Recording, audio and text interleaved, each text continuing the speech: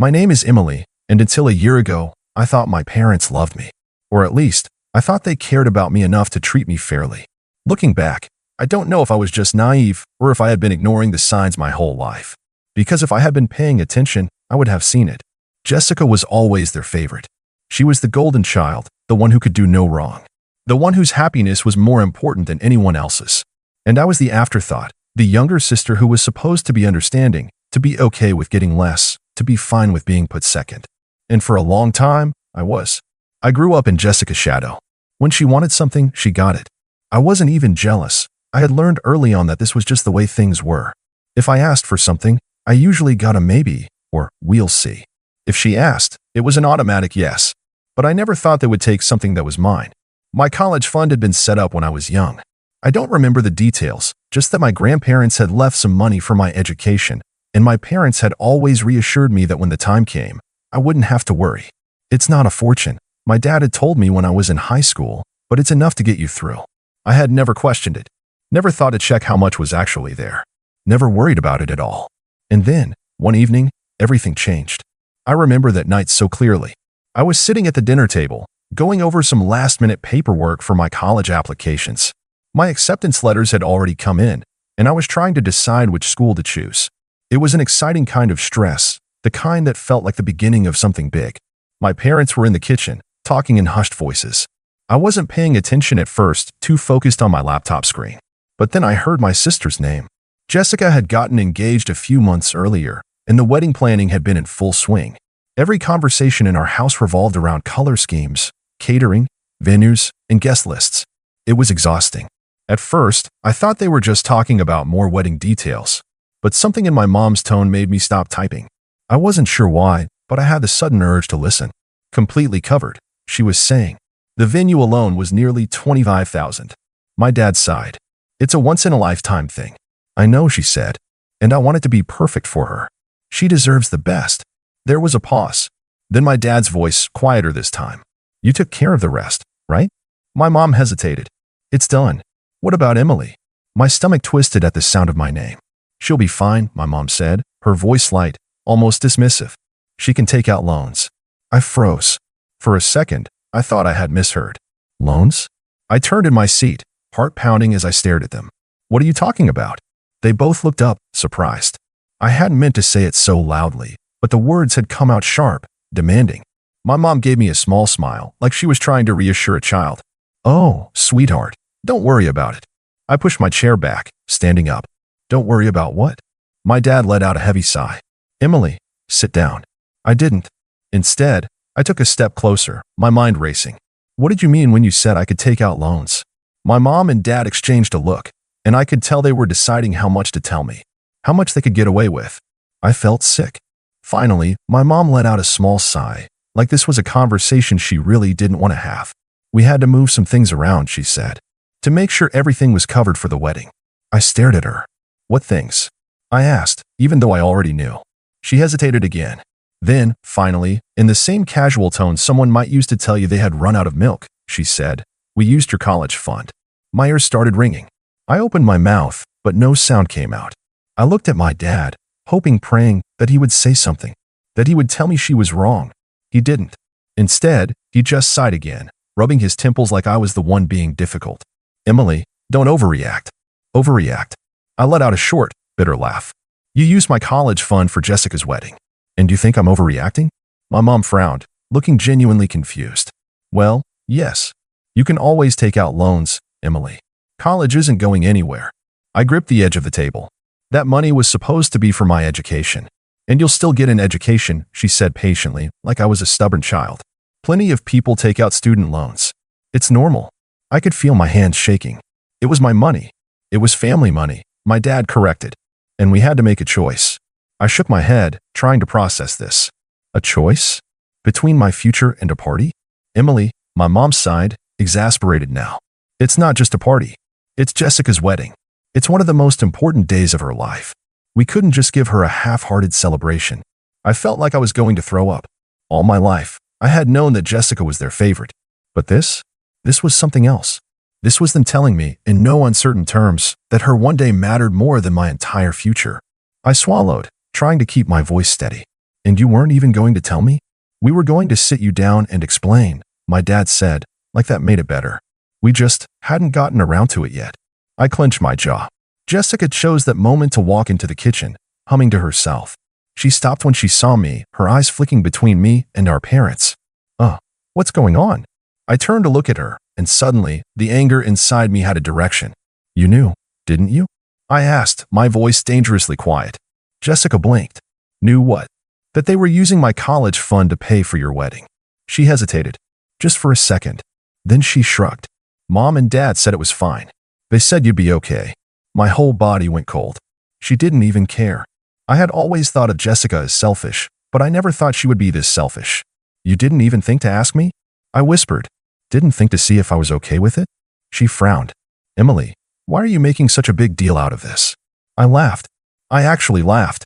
Because it is a big deal, I snapped. That money was for my future. And I gestured wildly, my voice rising, took it. Jessica rolled her eyes. Oh my God. Are you really going to throw a tantrum over this? I felt my heart shatter.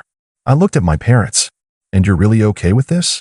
My mom gave me a small, condescending smile. Sweetheart, you'll understand when you're older. I stared at them, my chest rising and falling with uneven breaths. Then, without another word, I turned and walked out the door. I don't remember getting into my car. I don't remember turning the key in the ignition or backing out of the driveway. All I remember is the way my hands trembled on the steering wheel, the way my vision blurred as I tried to blink back the tears. I drove without thinking. My mind kept replaying the conversation over and over, each word slicing deeper. You'll understand when you're older. Why are you making such a big deal? It was family money. I pulled into an empty parking lot and just sat there. For the first time in my life, I felt truly alone. My parents had chosen Jessica. Again. But this time, they hadn't just favored her. They had taken from me. Taken something that was supposed to be mine, something I had counted on. And they hadn't even cared enough to tell me. I let my head fall against the steering wheel, my breath shaky. This wasn't just about the money. It was about what it meant. They didn't value me. They didn't care about my future. They didn't even see me as important enough to deserve a conversation before they made their decision. I don't know how long I sat there, but eventually, my phone buzzed. I wiped my face and looked at the screen. Jessica texted, "Are you seriously still mad? You're being dramatic." I stared at the message. Then, slowly, I turned my phone off and set it down. I had a decision to make. I could go back home. I could cry. I could beg them to reconsider, though I knew it wouldn't change anything. Or I could accept the truth. I could stop expecting them to be different. I could stop waiting for them to see me the way I had always wanted them to. And I could walk away. It wasn't an easy decision. But in that moment, sitting alone in my car with the weight of betrayal pressing down on me, I made a choice. I was going to take care of myself. I didn't go back home that night. Instead, I went to a friend's house, someone who had always been there for me in ways my own family never had. She didn't ask too many questions, just let me crash on her couch and gave me a blanket. The next morning, I started looking for jobs. I wasn't going to college anymore, at least not right away. I had no money for it, and I sure as hell wasn't about to put myself in debt while my sister waltzed into a fairy tale wedding funded by what was supposed to be my future. So I worked. At first, it was just a basic job at a coffee shop. Early shifts, long hours, aching feet. But I wasn't just working for a paycheck. I was working with a purpose. Every spare moment, I was learning. I spent my nights researching, watching videos, taking notes. I stumbled into the world of online business, side hustles, passive income. And for the first time, I felt hopeful. I started a small business online. At first, it barely made anything, just a couple of dollars here and there. But I kept at it. While Jessica was off planning her wedding, I was building something real. By the time her wedding day arrived, I wasn't there. I wasn't invited. Not that I would have gone anyway. They never called to ask where I was, never sent a message to check in. It was like I had just stopped existing to them. And honestly, that was fine. Because while they were celebrating Jessica's big day, I was grinding. I was putting in the work. And by the end of that first year, I had done what I never thought possible. I had made $300,000. 1 year later, I was sitting in my apartment, when my phone rang. It was a number I didn't recognize, but something told me to answer. I pressed the button and lifted it to my ear. Hello. There was a pause. Then Emily. I knew that voice. It was my mother. I leaned back in my chair, crossing my legs. Wow. Didn't expect to hear from you. There was an awkward chuckle. Well, sweetheart, it's been a while. How have you been? I smiled to myself. Oh, just making a living. Another pause. That's good, she said quickly. That's really good. I waited. I could feel it coming. Well, she continued, her voice suddenly much softer. We were actually hoping we could talk to you about something. I raised an eyebrow. Oh, yes, she said, clearing her throat. You see, things have been a little difficult for us financially lately. There it was. I almost laughed. Oh, I said again, keeping my voice neutral. What happened? Well, she hesitated. We had to take out some loans for Jessica's wedding, and things haven't exactly been easy. Your father and I were just wondering if you might be able to help out a little. Just until you get back on your feet? I finished for her. My voice was calm, but inside, I felt a slow, burning amusement. There was a pause. Yes, she said, a little too quickly. Just a little help. As a family. Family. The word felt foreign coming from her. I leaned back in my chair, twirling a pin between my fingers. Just curious, I said, keeping my tone casual. But why me? Another pause. I could almost hear the gears turning in her head. Well, she finally said, we know you've been doing well for yourself. I let that sit between us for a moment. So they knew. They had ignored me for a year. No calls, no texts, not even a passing, how have you been? But now, suddenly, when they were struggling, they remembered I existed. I could picture it so clearly, Jessica whining about money, my parents wringing their hands, then someone saying, wait a minute, doesn't Emily have money now? I wanted to laugh. Instead, I tilted my head, my voice still light. I thought you said I could always take out loans? Silence. I waited. Then my mother let out a nervous chuckle. Oh, sweetheart, that was different. Was it? I asked, my voice sharp now. Well, yes, she said, as if it were obvious. You were young. You had time to figure things out. We just thought. No, I interrupted, my patience thinning. You didn't think. Not about me, anyway. There was a shift in her tone, a little more forceful now. Emily, don't be like this. We are still your parents. After everything we've done for you, this is how you repay us. I laughed. I actually laughed. Everything you've done for me? I repeated, incredulous. You stole my college fund. You didn't even tell me about it. I had to find out like an afterthought. You didn't care about how it would affect me. You didn't even bother to check on me after I left. And now that you need money, I'm suddenly your daughter again. That's not fair, she said sharply. Fair. I shot back. Fair would have been giving me a choice. Fair would have been at least acknowledging what you did instead of brushing it off. But you didn't, because you didn't care. And now you expect me to care about your problems? She scoffed, as if I was being ridiculous. Emily, we are your family. We took care of you for years, gave you a roof over your head. And now, when we need you, you're just going to turn your back on us. Ah, there it was. The guilt trip. Classic. I exhaled slowly. I don't owe you anything. The words came out quiet. Firm. Final. Excuse me, she said, her voice sharp with disbelief. I don't owe you anything, I repeated, my voice steady. You made your choice. You chose Jessica. You chose her wedding over my future. You told me to take out loans if I wanted to go to college. So, why don't you do the same? There was a sharp inhale on the other end of the line. Then a how dare you? Bingo. My mother's voice had lost all its fake sweetness. Now, she sounded like what she truly was, angry, entitled, desperate. After everything we've done for you, you're just going to let us struggle? I felt a smile tug at my lips. Yep. You ungrateful little, I hung up. And for the first time in a long, long time, I felt free.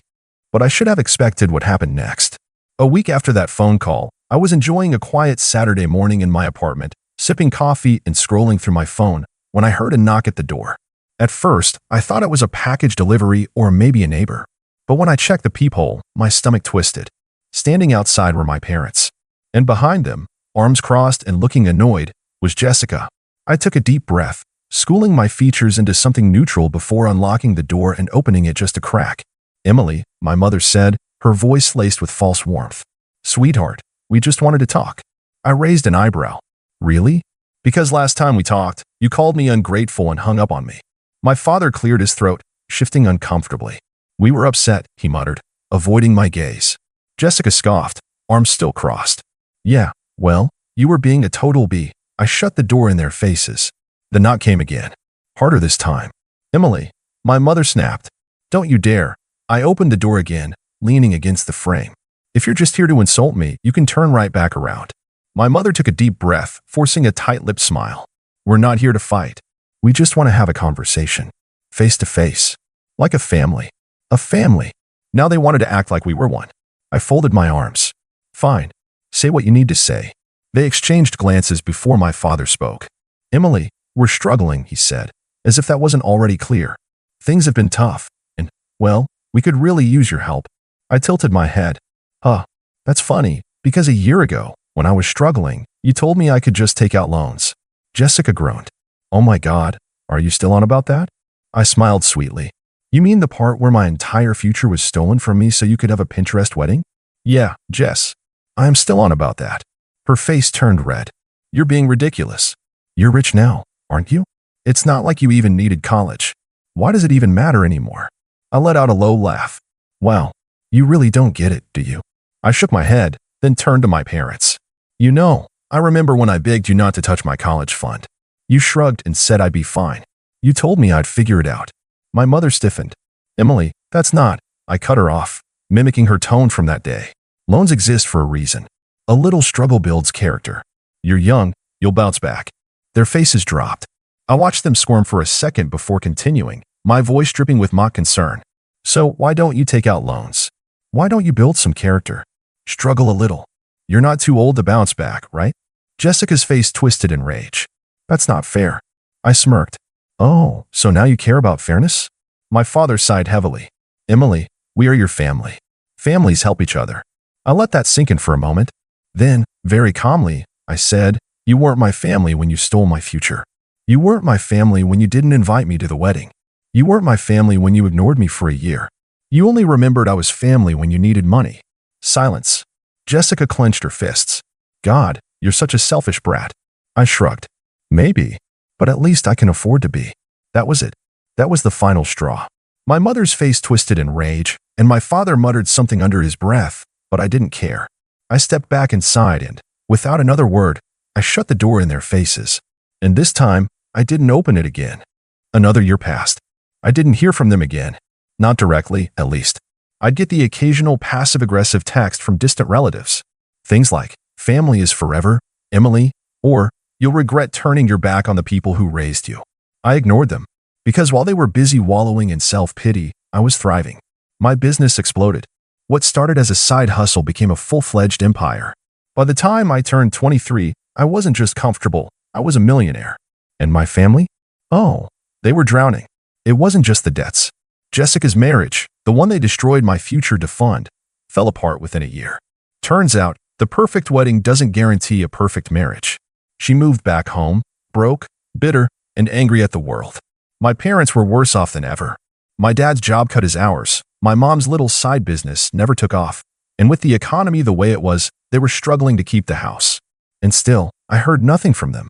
Until one day, I got a text. Mom texted, Emily, please call me. It's important. I stared at the message for a long moment. Then, out of pure curiosity, I called. She picked up on the first ring. Emily, she breathed, like she'd just been rescued from a shipwreck. Oh, sweetheart. I cut her off. What do you want? A pause. Then, the sob story started. How they were behind on the mortgage. How the bills were piling up. How the stress was tearing the family apart. And then, the real reason she called. Emily, she said, her voice trembling, we need your help. I smiled. Oh, what kind of help? She hesitated, like she was debating whether to say it outright or dance around it. Finally, she swallowed her pride. Financial help, she admitted. Just something to get us back on our feet. I almost laughed. The sheer audacity. I leaned back in my chair, twirling a pin between my fingers. So, let me get this straight, I said slowly. You stole my future. You forced me to struggle. You told me to just take out loans. And now, you want a handout. It's not like that, she said quickly. Emily, we're family. Oh, you mean like how I was family when you stole my college fund? Or when you didn't invite me to the wedding? Or when you ignored me for a year? Silence. I let it stretch for a moment before sighing dramatically. Well, Mom, I said, loans exist for a reason. Her breath hitched. A little struggle builds character, I continued. You're not too old to bounce back, right? She started crying. I let her. When she finally stammered out, I don't know what we're going to do. I just smiled and said, you'll figure it out. And then, I hung up. I haven't spoken to them since. As I sat there, staring at my phone screen, I couldn't help but wonder, was I being cruel? Let me know in the comments.